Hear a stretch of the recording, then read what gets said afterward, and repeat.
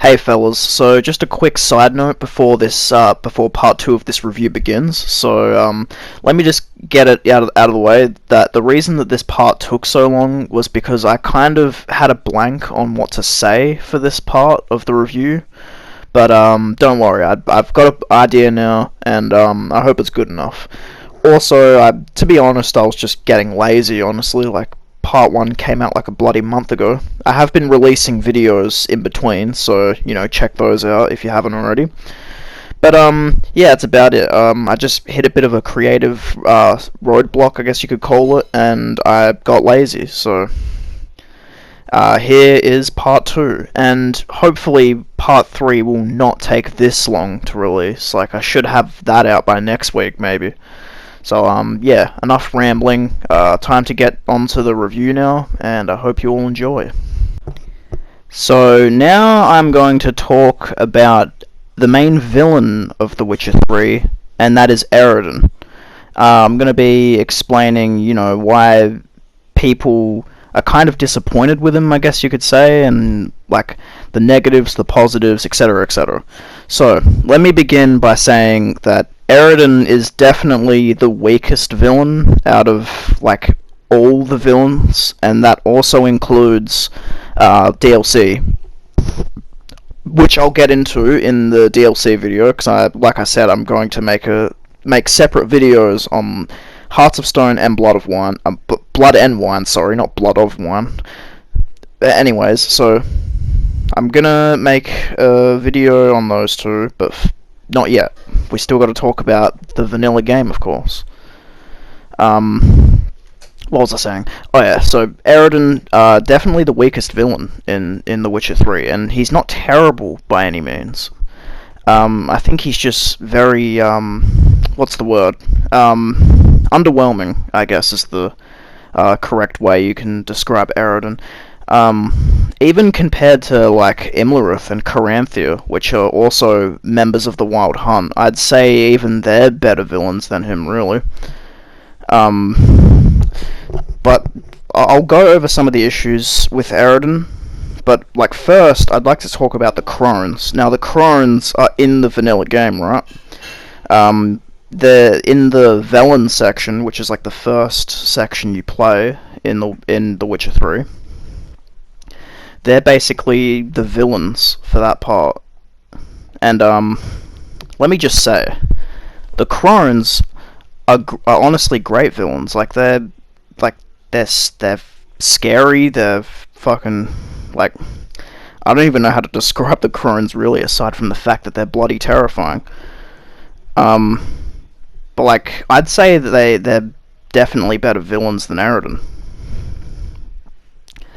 But, yeah, and anyways, every, like, different story arc of The Witcher 3 has, like, its own, like, minor villain, Eredin being, like, the main overarching villain.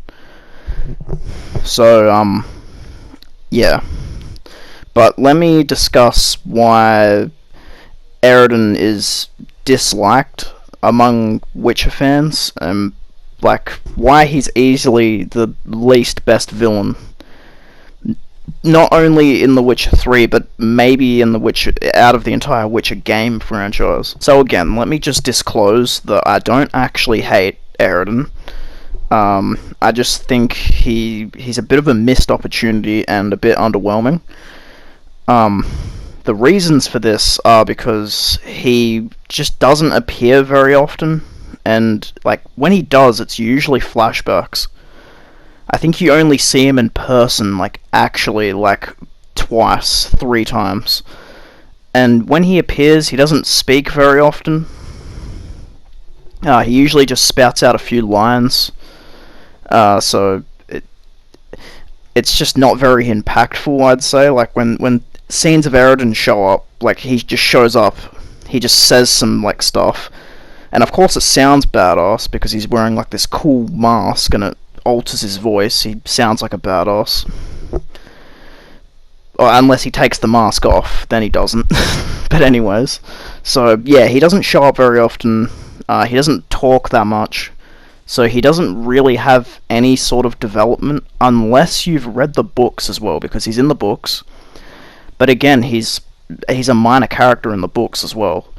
But like, obviously, if you've never read the books, like you're gonna have even like Eridan's gonna have even less development than what he already does.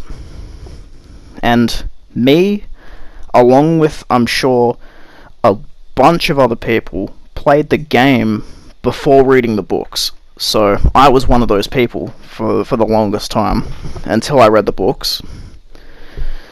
But yeah, Eridan's motives, they're basically the same as they are in the books. He wants Ciri for her elder blood, because, you know, the elder blood... Like, I won't get too much into the lore, I'll just give it a brief summary, but, you know, the elder blood belongs to the elves. Ciri currently has it, she's not an elf. You know, Eridan and the Wild Hunt, they are elves, so they want it. And obviously, like, they need to either... Well, in the books it's kind of different. In the books they need to breed her with another elf, so they give birth to, like, this baby, and of course the baby will be, like, somewhat elf, he'll be, like, half elf, so... But in the games, I think, it's been a while since I played, but, like, I think Eridan just wants to kill Ciri in the games, to use her blood to open, like, a gate or something to travel between worlds. I think that's how it goes in the games. But yeah, in conclusion, like, to wrap it all up, Eridan, he's just not a terrible villain, just underwhelming. Could have been better done, but I can't beat up CD Projekt Red too much about that, because they more than redeemed themselves with the DLC villains, which are incredible, especially one of them, which I won't say until the video, but, like, man, the DLC villains just... incredible. So, like I said, I'll cover them in their own separate, in the, like, separate DLC video. I won't go into it now, so, yeah, anyways, on to the next topic. Now, I'd like to talk about secrets and, like, Easter eggs and etc. Just attention to detail. I think I did briefly touch over this in the first part, but in this part I want to properly go into detail. So let me just start by saying that this game has a fuckload of detail. Like, there are still, like, this game came out in 2015, right? So that's like 6 years ago. Yeah, 6 years ago. Don't mind me. Anyways, so 6 years ago this game came out, and people are still finding new things about this game that, like, haven't been discovered, like, new, like, details, like, even, like, this is kind of hard to explain, but for example, like, you can do, obviously because the game's an RPG, you can do quests in, like, different orders and etc., but, like, people have found out new things. Like, if you do a quest in a certain order before another quest, there'll be, like, a line of dialogue mentioning something about that quest, for example. Sorry if that made zero sense, but, like, it's kind of hard to explain. But fuck. And most of that is thanks to a YouTuber by the name of XLatalis. Some of you may know him. I'd say he's probably the best YouTuber for, like, anything Witcher related. I'm a fan of him. I watch him a lot. I pretty much watch every upload he does. But yeah, he posts a lot of, like, you know, like, Witcher Easter eggs and, like, things you missed in The Witcher, like, just anything Witcher related. So, like, obviously he doesn't need a shout out from me because I have, like, 15 subs and he has, like, I don't know, like 300,000. So obviously he doesn't need a shout out from me. But if any of you aren't watching him and are interested in, like, Witcher content, you should definitely go check him out if you can. So, but yeah, attention to detail in this game, fucking incredible. Like, I've played this game, I'd say close to 10 times now, maybe even over 10 times. I don't know, I kind of lost count, but I've played this game so many times, and there's still things that I haven't even done, or didn't even know about in this game. Like, hell, there's some quests that I still haven't done. That's just how, like, insanely big and how insanely detailed just the world is and the game and all that. It's just incredible. That is one of the reasons out of many why The Witcher 3 is and could actually forever be my favorite game, because there's just so much to it, just such an expansive storyline, like memorable characters, a very like immersive open world. Like, it's just, there's so much to love about this game. And I know it's not everyone's cup of tea, but like, look, if you're a fan of RPGs and you haven't yet played this game, like, come on, just go get it. You're missing out, honestly. Just like, it's super cheap as well. Like, I know this game's 6 years old, but like, this game, it's honestly a steal how fucking cheap this game is. It's usually like, at least in Australia, it's usually like $30 for like most of the time, and sometimes that includes the Game of the Year edition, which comes with the DLC as well. So that's honestly a fucking steal. And if it's that cheap in Australia, it's probably even cheaper in America, seeing as things are cheaper over there. But yeah, anyways, this game, you get your bang for your buck. It's incredible, really cheap. It's not even the end of the review yet, so I don't even know why I'm saying this shit as if it's like the end of the review. I still have another part after this. So, yeah, I don't really know what else to say about that other than, the game, it's incredibly expansive. There's a lot of hidden, like, Easter eggs, hidden quests, hidden details. If you play this game on PC, there are mods where you can, like, get new, just anything, really. You can get, like, different outfits, different weapons and all that. You can unlock hidden code in the game, so like you can look at hidden dialogue that didn't make it into the game, like hidden quests. It's just awesome. And I would like to talk about this other feature. I don't think I mentioned this in part 1, but you can actually simulate your Witcher 2 playthrough into this game.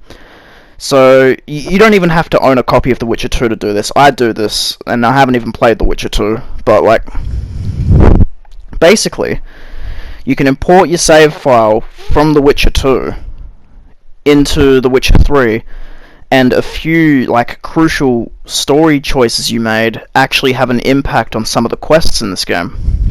I know, spoilers by the way, so if you don't want to get spoiled quickly, just click off, but the main one is Letho, who was basically the main antagonist of The Witcher 2. And he, you can choose at the end of The Witcher 2 to either kill or spare him. And obviously, if you choose to spare him, he can actually appear in this game, which I think is awesome.